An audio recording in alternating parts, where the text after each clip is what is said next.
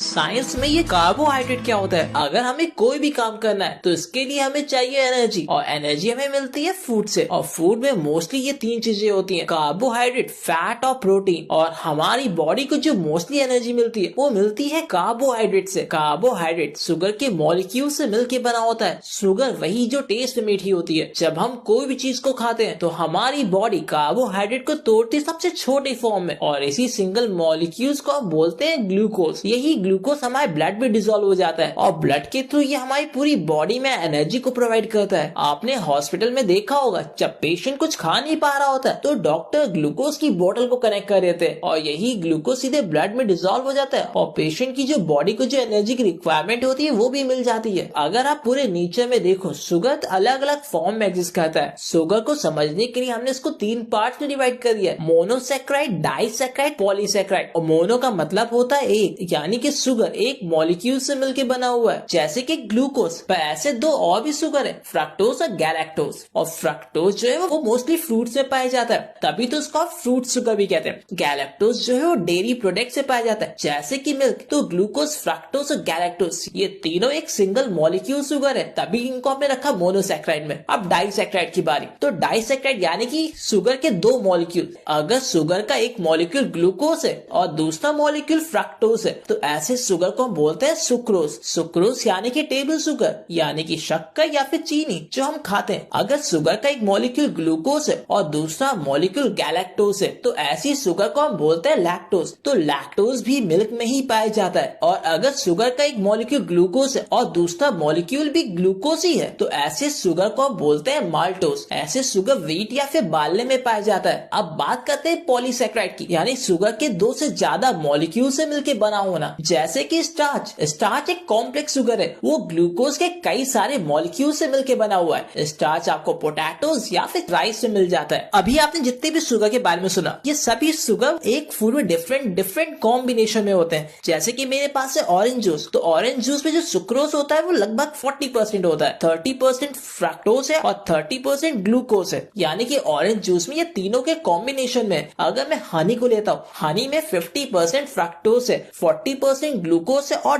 10% other sugar है। Simple.